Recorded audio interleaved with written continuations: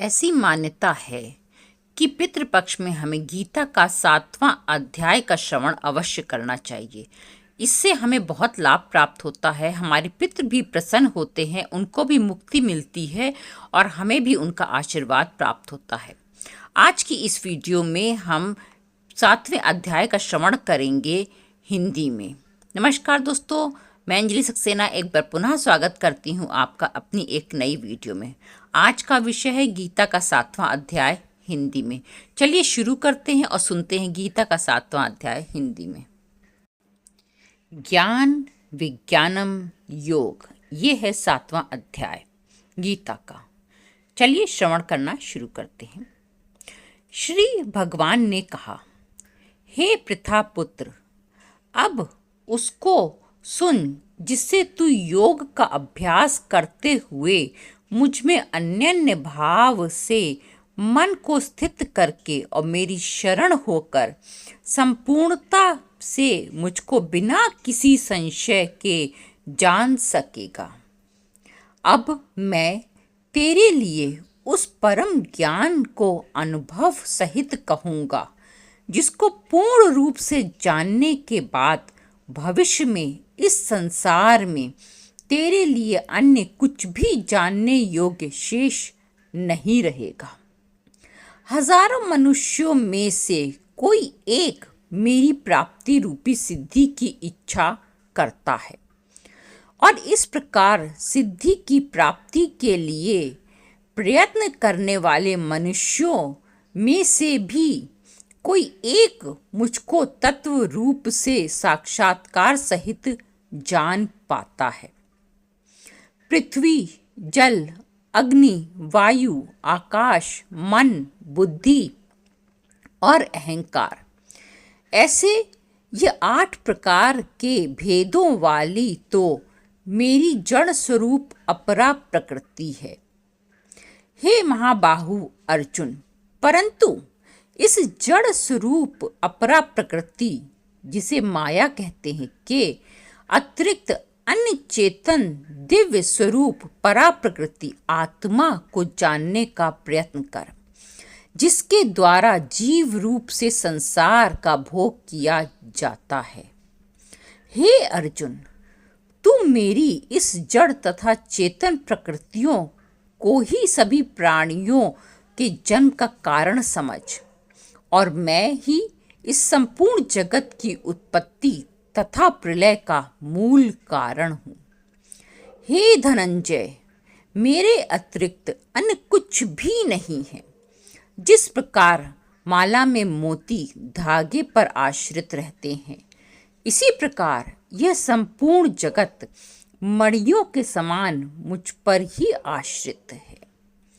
हे कुंती पुत्र, मैं ही जल का स्वाद हूँ, सूर्य तथा चंद्रमा का प्रकाश हूँ, समस्त वैदिक मंत्रों में ओमकार हूँ, आकाश में ध्वनि हूँ और मनुष्यों द्वारा किया जाने वाला पुरुषार्थ भी मैं हूँ। मैं पृथ्वी में पवित्र गंध हूँ, अग्नि में ऊष्मा हूँ, समस्त प्राणियों में वायु रूप में प्राण हूँ और तपस्वियों में तप भी मैं हूँ।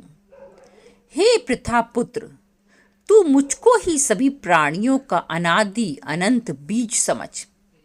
मैं बुद्धिमानों की बुद्धि और तेजस्वी मनुष्यों का तेज हूँ। हे भरत श्रेष्ठ अर्जुन, मैं बलवानों का कामना रहित और आसक्ति रहित बल हूँ और सब प्राणियों में धर्मानुसार शास्त्रानुसार विषयी जीवन हूँ।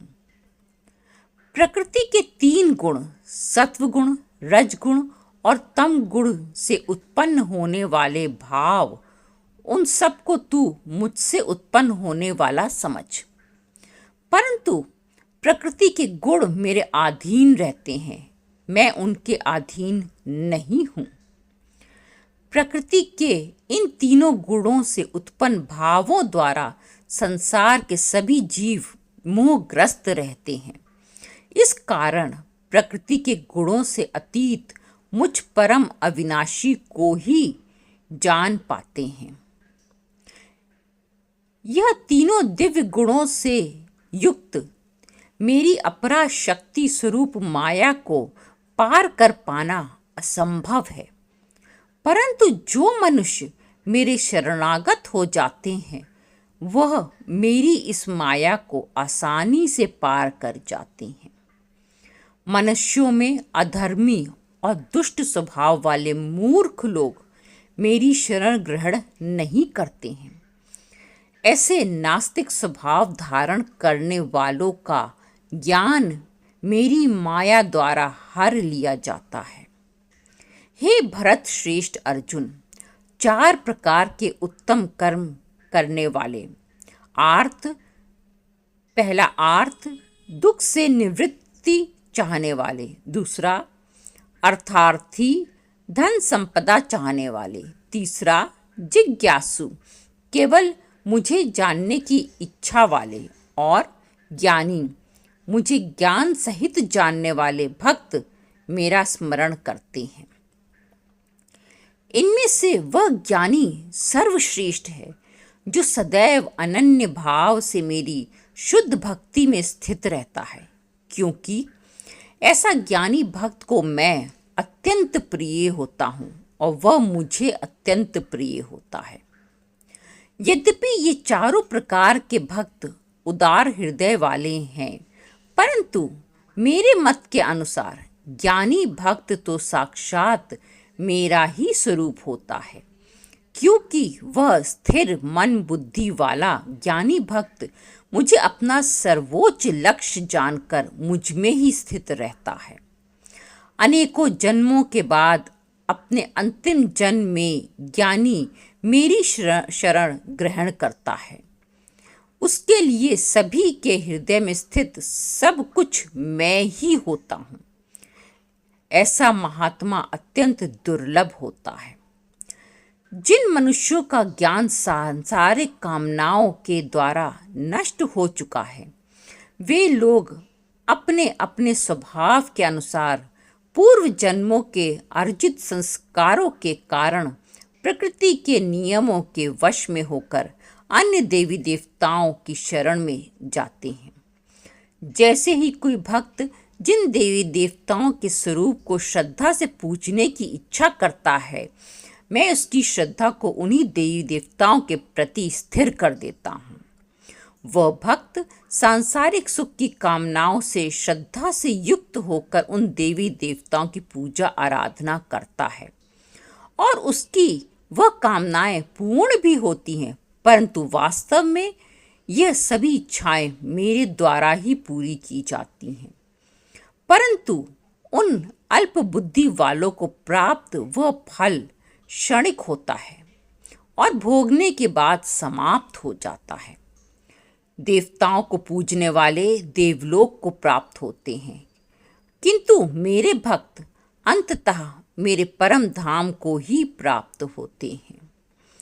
बुद्धिहीन मनुष्य मुझ अप्रकट परमात्मा को मनुष्य की तरह जन्म लेने वाला समझते हैं, इसलिए वह मेरे सर्वश्रेष्ठ अविनाशी स्वरूप के परम प्रभाव को नहीं समझ पाते हैं।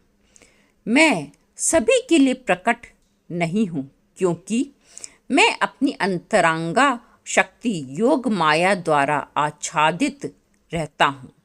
इसलिए ये मूर्ख मनुष्य मुझ अजन्मा अविनाशी परमात्मा को नहीं समझ पाते हैं। हे अर्जुन, मैं भूतकाल में, वर्तमान में और भविष्य में जन्म मृत्यु को प्राप्त होने वाले सभी प्राणियों को जानता हूँ, परंतु मुझे कोई नहीं जानता है।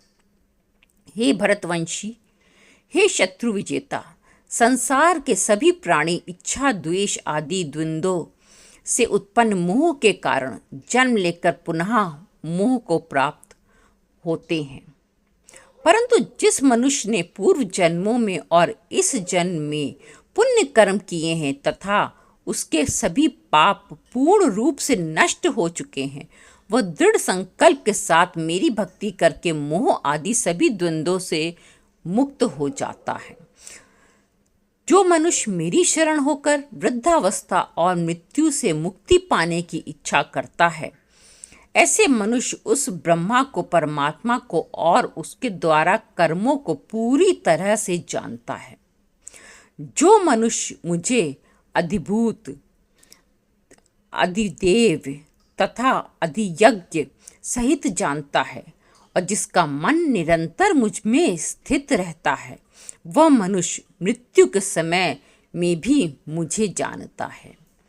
इस प्रकार उपनिषद, ब्रह्म विद्या तथा योग शास्त्र स्वरूप श्रीमद् भागवत गीता में श्री कृष्ण तथा अर्जुन के संवाद में भगवत ज्ञान योग नाम का 7वां अध्याय संपूर्ण हुआ। हरिओम तत्